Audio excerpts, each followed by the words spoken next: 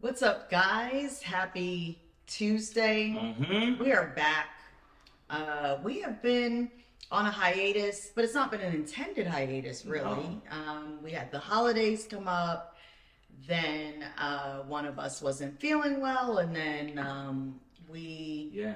went to a very much needed, like, pastor's thing, Yeah. and Yeah. so all of those things, happened to be falling on Tuesdays, and we decided, you know what, we're just gonna roll with the punches, let life do what life does, because everything is going well. We've been working also on a project that Yep. we'll talk to you guys about really soon, but it is for married and engaged couples. Even singles can partake in this project we're gonna talk to you about really soon. Yeah.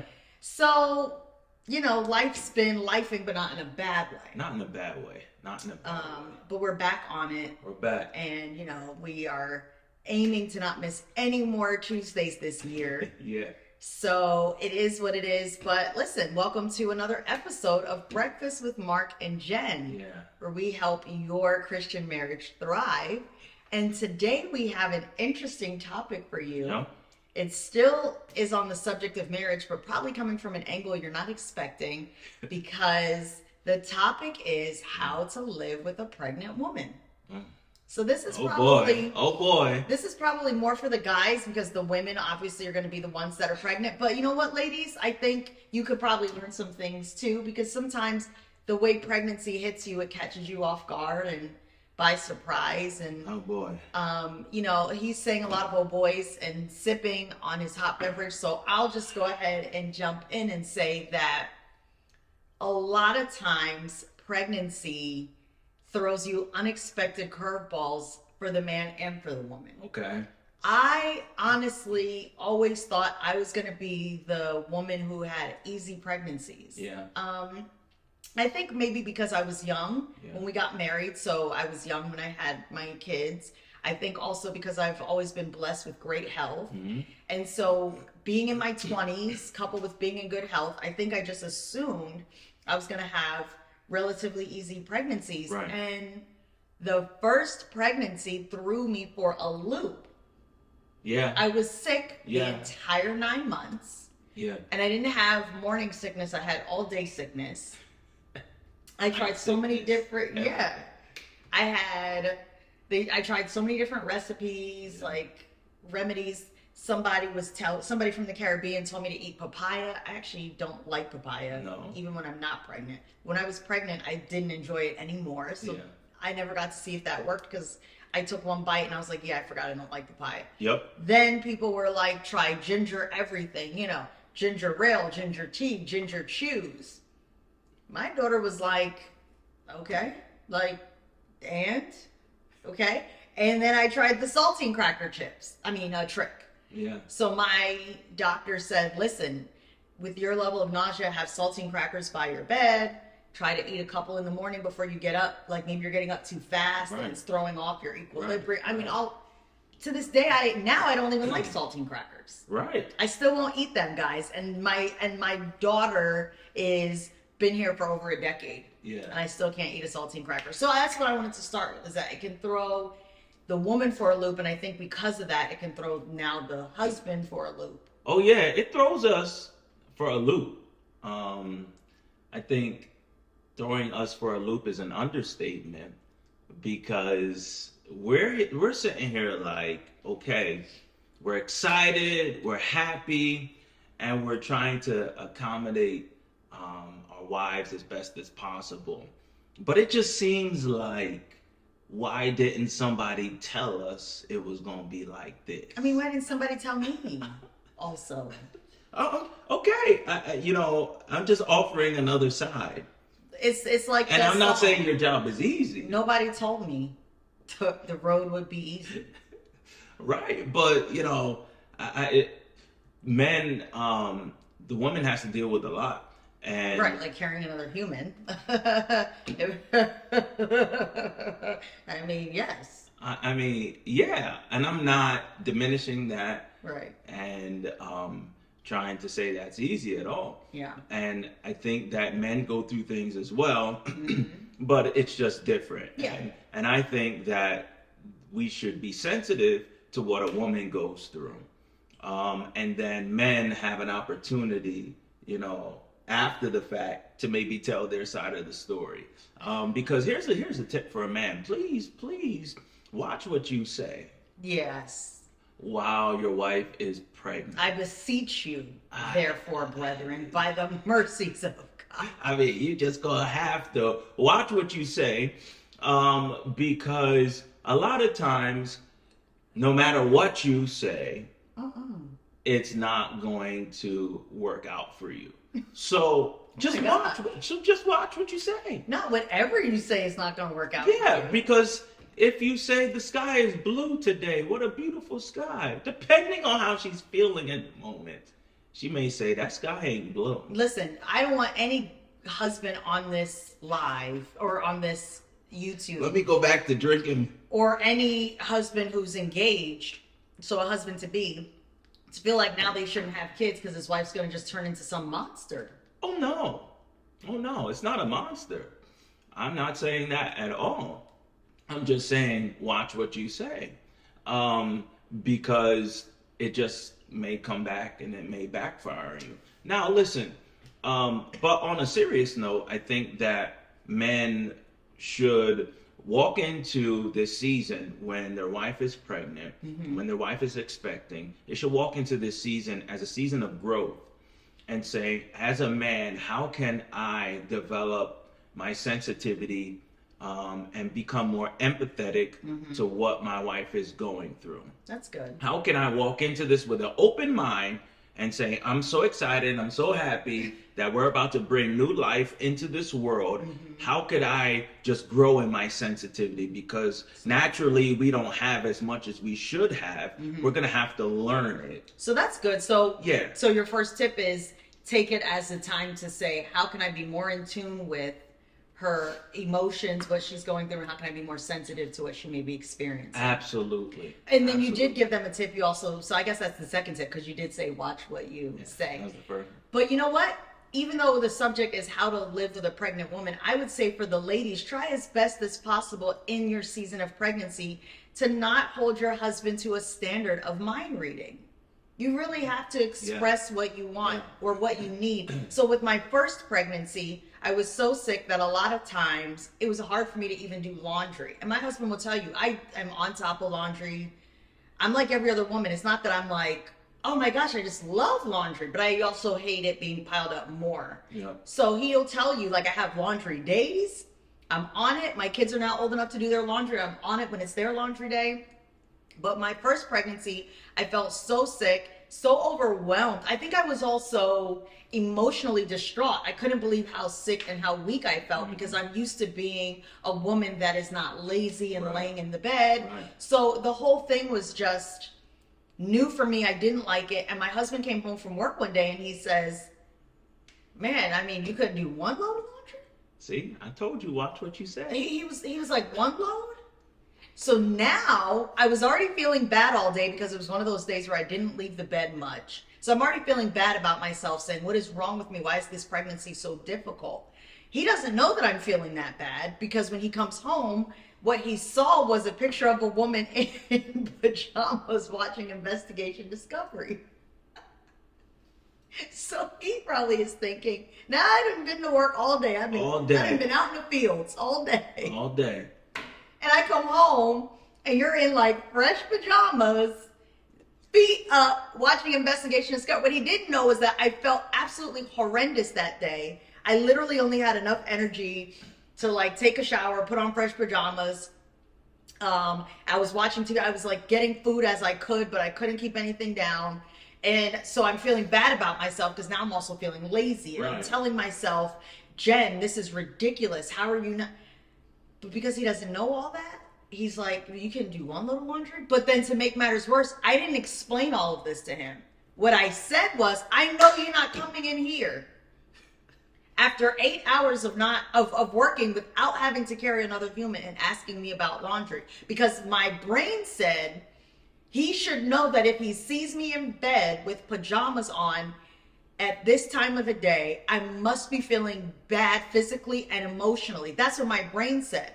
But But I realized after I came out of the situation, it actually would have been helpful for you because you didn't know that mentally I had even been beating myself up that day. All you saw was, oh, you had a wife who you were used to being on top of laundry. So to you, it just felt like, girl, you normally do laundry. What is up with this past couple months now? I'm sitting You're there moving slow. Yeah, I'm sitting there like, hey, you don't have to wash it by hand. The machine washes it.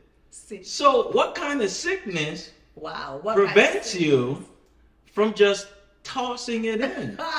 All you gotta do is just toss it. Toss it into the washing machine. It does the work for you. So I'm walking in the house like, okay, I know you're not feeling well, but is it that bad? Right. And one of the things about from a man's perspective, when they see their wife pregnant, we can be insensitive because in our heads we're like, but is it that bad? Yep. Like, does your back hurt that bad? You know, those are some of the things that runs through our heads. Like, does your back really hurt that bad? Like, you know, if you Eve, it does. Yeah, if you sleep on your side, is it that bad? Like, you can still fall asleep. Do you really need all those covers? Do you really need, a body pillow? Is it that bad? That's what we think. Mm-hmm. And so because of that, we don't have enough sensitivity to understand that, it kind of is that bad. And we'll never experience it physically, but just being open to hearing from your wife how bad it is, I think really helps. So we never had that conversation up front. Yeah.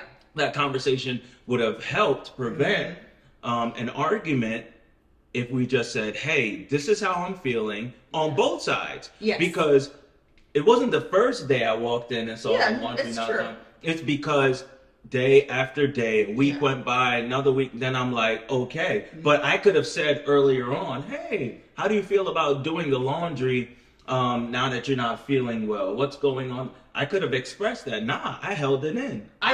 Listen, and I remember one time, Mark, your sister came to drop something off when I was pregnant with our daughter. I don't remember.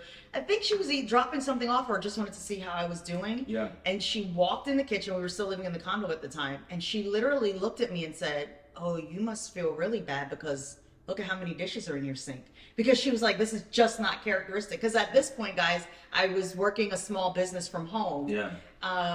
And so nobody in my family or Mark's family was just used to the house being in a certain state. And the dishes were there. I knew they were there. I was in my head, I'm like, I gotta find a way to get them done. But I literally felt that sick that when I opened the door and she came upstairs and looked in the kitchen, she was like, oh, you don't feel good. You don't feel good.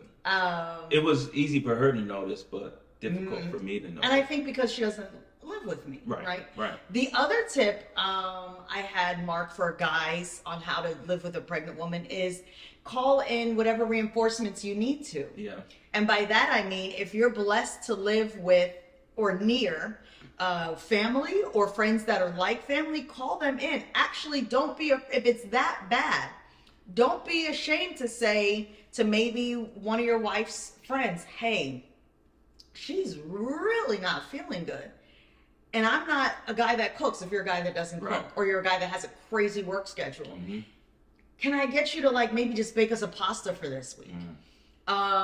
Don't be afraid to call in the reinforcements if you have it in your budget to say, okay, how many times a week can we maybe grab something healthy versus when we need to eat at home, so that maybe you can say to your wife, hey babe, I've looked at the budget. We could actually afford to eat out twice a week. Yeah. Would that be a start to helping you? And if you live near family, that's even better, because then you should be hopefully even less ashamed to have to call in reinforcements. When your mom and my mom realized how sick I was feeling, I remember one time my parents came up to see me while I was pregnant, and that my dad cooked food for like a week and put it in the fridge. There was a time when your mom cooked some food, brought it over, put it in the fridge, because I think once we were open and honest enough to say, I feel that bad, that the things I normally do, it was difficult for me to stand in a kitchen and smell everything. It was difficult for me to stand in a kitchen without getting nauseated, and then, it went on from there. Right. So when your family realized that, and they also knew you had a crazy work schedule, they stepped in and, you know, made what they could and kind of Right. put it in the fridge. And trust me, ladies, be open also to receiving the help. Mm-hmm. So when you're pregnant, if you're not having a pregnancy where you're at your best, don't try to be superwoman. Yeah. Say to those family members, yes, we will take that food. Mm-hmm. If someone's like, I can't cook, but I'm gonna give y'all a gift card to your favorite restaurants, take the help. So calling in the reinforcements for a guy, Mm-hmm. but then the woman not feeling too prideful Yeah. to admit that she needs the help, because it's a lot of times women like me who do a lot around the house and really take pleasure in doing things for their family. It can be hard Yeah. to have to admit, like, yeah, you know what, I actually can't cook dinner Yeah. in this season. You got to be willing to just receive the help and accept it. And, you know, let's tell them a few stories, because I think the stories will give some insight of how to live with a pregnant woman. Mm-hmm. When you were talking about food and receiving food and all that, I remember a time when, you know, we just don't understand as men how bad it is. Yeah. So I'm like, hey, I'm gonna cook some Jamaican jerk chicken because I love jerk chicken. Mm-hmm. You know, I come from a Jamaican heritage, and I wanted some jerk chicken. And you're like, please don't make that jerk chicken. For some reason, We're I in could this not- condo. Yeah, I couldn't stand the smell of jerk Yeah. during my first pregnancy. You know, that's the other thing. Like, the body just does things you're not expecting. Yeah, we're in this condo and it's a tight space. Yeah. And I'm like, don't worry. I can cook this jerk chicken. You won't smell a thing. I'll just put the fan on the microwave. You know, I'll close all the doors and we be good. And you're like, please don't make it. I'm like, don't worry. It'll be fine. So I start cooking that thing, frying that thing up. All of a sudden, the smell, the aroma starts permeating throughout the entire condo, and it gets in the vents, starts going in the bedroom. And she was so upset because she felt like you didn't have to do that. Yeah. And after the fact, I felt like, yeah, I didn't have to do that. Yeah, 'cause right? yeah. It wasn't worth it because Because I was in the room suffering. yeah, and you were sick, and Yep. it made you more sick. Yep. And I realized, you know, I didn't have to cook that chicken, but again, I didn't realize it was that bad. Yeah. I didn't realize that if she got a little hint or a little whiff of jerk chicken seasoning, that it would mess her all the way up. And it did. And I Yeah. think that, you know, we have to be sensitive to when you express certain things, when our wives express certain things. Absolutely. Hey, just go with it. It'll be a lot better for the both Yeah, of you. Now, absolutely. there's another story Mm-hmm. that actually is the catalyst for this entire video that you love to tell people. So I know you're just chomping at the bit, just ready Oh. to tell this one. And I'm like, you know, just tell it right. I always Just tell it and right. he knows I tell this one right. Because we were driving home from church one Sunday. Again, these are all stories from our first pregnancy, because we did better the second time, so we don't have Oh, as yeah. many really. Please learn. Yeah. Take notes and don't repeat. You're just so you know, this is all first pregnancy. So it's after church one Sunday, and we had to go to the grocery store. But I just told Mark I had this crazy craving for a spicy chicken sandwich, specifically from Burger King. Now, one thing about my pregnancy with my daughter, we had gotten into a groove where we realized I could keep chicken down And pepper. if it wasn't jerk. Mm-hmm. I could keep chicken down. I could keep down like Scotch bonnet or other types of hot sauce. For some reason, jerk specifically, no. Yeah. And I could keep down potatoes and broccoli. Yep. So sometimes if we were on the road and I couldn't get chicken, potatoes, broccoli, I would get like a chicken sandwich and a baked potato Yeah. and fries. And he's like, okay. So he takes me to Burger King. I eat the spicy chicken sandwich. I didn't feel well enough to go into the store with him. So he goes to grocery shop. I'm waiting in the car. And I mean, when I say I got sick, I got sick. Like, I had to open the car door, and you know, you can use your imagination for the rest. But it was happening multiple times before he could even get back. I felt embarrassed because I'm like, these people coming out this store are probably like, this lady is like, what is wrong with her? So he gets back in the car and he can tell something's gone down. And I'm like, Mark, I've been sick since you went in the store. The sandwich didn't sit well. And he's like, okay, we're going to get you home, get you to bed. because again, guys, you also have to give it context. This whole pregnancy, I've been like this. So at this point, I'm Right. 6 months pregnant, but I've been getting sick since like 6 weeks pregnant. Right. So no person's alarm bells are necessarily going off at this point because this has been happening for half a year. Yep. We get home. The problem is, guys, the sickness doesn't stop. Like I continue running to the bathroom being sick throughout the evening. And I finally said to Mark, something isn't right. I can't stop being sick. I think we should call the doctor. And Mark was like, Jen, it's mind over matter. You need to tell yourself you're not going to be sick. You need to tell yourself you don't need to go to the bathroom one more time because it's mind over matter. And I'm like, okay, I get mind over. He was like, tell yourself you don't need to be sick or go into that bathroom anymore. Well, guys, that didn't help. Okay. So I keep getting sick. And then at some point at night, so this all starts probably like 2 p.m. By like 10 p.m., Mark is like, you know what? I think maybe you should call the doctor. Maybe you should. Right. So that's literally been hours. 2 p.m., 10 p.m. And that's not an exaggeration. We tried everything. So we called the doctor and she's like, well, Miss Watson, how long have you been sick? And I said, since at least about 2, 3 p.m. this afternoon. And she's like, and you're just calling me? Why are you just now calling me? And I didn't want to throw him under the bus. So I was like, well, we were just trying to see if it would stop. She's like, you are dehydrated at this point. And if you stay in this state any longer, you could go into preterm labor. We need you to get to the ER. She's like, I'm actually the doctor on call at this hospital. And so my husband takes me to the ER. They're giving me IV. They're giving me water. By this time, I've been going for so long. At first, I'm not even keeping the water down. So that's why they gave me IV. And the nurse is like, good thing you came in when you did. You could have gone into preterm labor because this level of being sick multiple times an hour for hours is not good. She was like, don't wait so long. She was like, because what we've discovered is you have food poisoning. So I was 6 months pregnant with food poisoning when my husband told me it's mind over matter. Don't go in that bathroom one more time. And this is the creme de la creme. This is the icing on the cake. While they're telling me all this, my husband is sitting in the chair next to my hospital bed, knocked out asleep. I had to work. And the nurse finds this so hilarious that while he's asleep, but I'm talking about like sleep. He wasn't asleep, he was asleep. What time was it? It was the wee hours of the morning now. Right.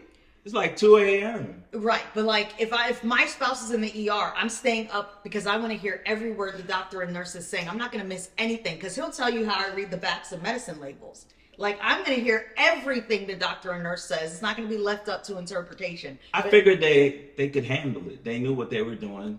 A lot of times, they're trained professionals. This is Western medicine. You better be awake. What could I do?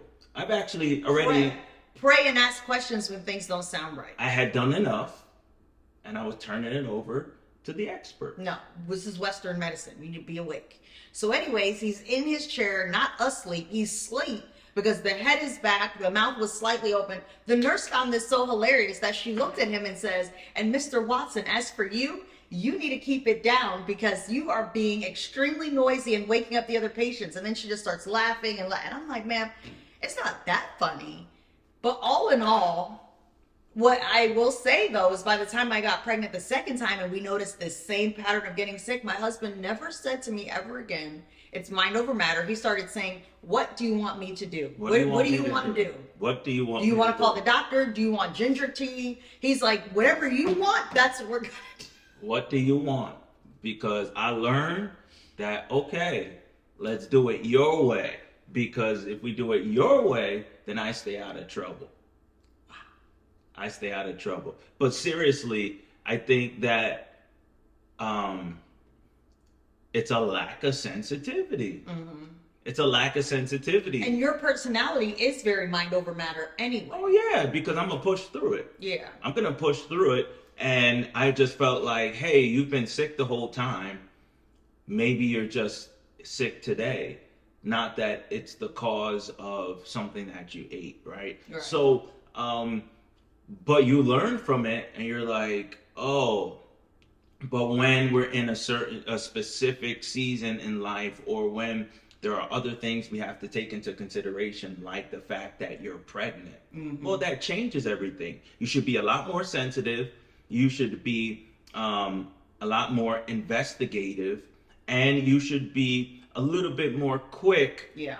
to make sure everything is okay. So, hey, if you have to go to the doctor an extra time, go to the doctor an extra time. You just want to be sure that everything is good. Man, I learned from that. And I think everybody, both parties, the husband and the wife, just also need patience. Yeah. Ladies, be patient with yourself, because I was impatient with myself in the beginning of my first pregnancy, because as I already stated, there's some ways I just felt bad about what I couldn't do. Yeah. I think by the second pregnancy, because I'd been down this road and I saw the signs that it was going to be a similar pregnancy, I started to embrace, these are my limits. I did push through better though, the second pregnancy.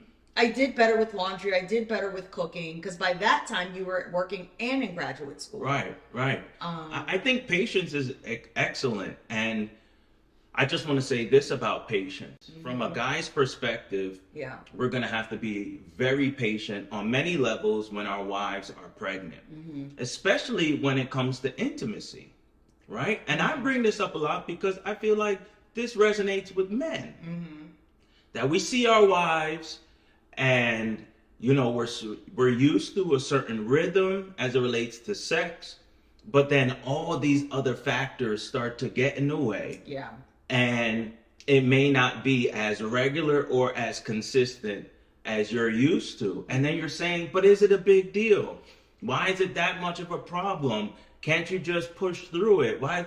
And we're not as patient as we should be. That's and then right. couple it with the fact that you're looking at your wife. There's something when it's your wife, you know, some men may be more attracted to their wives when they're going through that, because they have a glow, they're more curvy, you know, all those things. And then you're hitting a wall because your wife is like, not tonight, not tonight. It's not going down tonight. And I want to say to men, be patient. Yeah. You have to weather those seasons and say, okay, I may have to shut it down tonight, and maybe we can try it another night. It has and to be another give and time. take on both sides. So Yeah. for the woman, you can't always shut it down. You can't shut it down for 9 months. I mean, Yeah, 9 I know 9 months. I'm almost hyperventilating. 9 months. Yeah, you can't shut it down for 9 months, and the wife has to be sensitive to that. to her husband's needs while she is actually going through Yeah. the season. And to be being honest, Mark, pregnant. when you're married to the right one, though there may be times of frustration, I think, ladies, if you express yourself, as we talked about in the beginning, and tell your husband how you're really feeling, how the whole process of intimacy now makes you feel, now that you're pregnant. I think if you have the right guy, if you have a good guy, even if he doesn't get it or understand, he's going to try to be patient with you. If he can see that you're going to try to help him out, I believe he'll try to help you out. But I guess it all boils down to what we often say about any issue in marriage. Communication has to be there. You have to communicate. That's the best way to live with a pregnant woman, is have open lines of communication on both sides. So good. Well, listen, I think this has been a very helpful, insightful, and great episode. And we pray that it has helped your marriage, bless your marriage. Maybe you learned something. Maybe it strikes it ignites a conversation between you and your spouse. This has been another episode of Breakfast with Mark and Jen. We want you to have a great week, and we will catch you on the next episode. Until then, take care.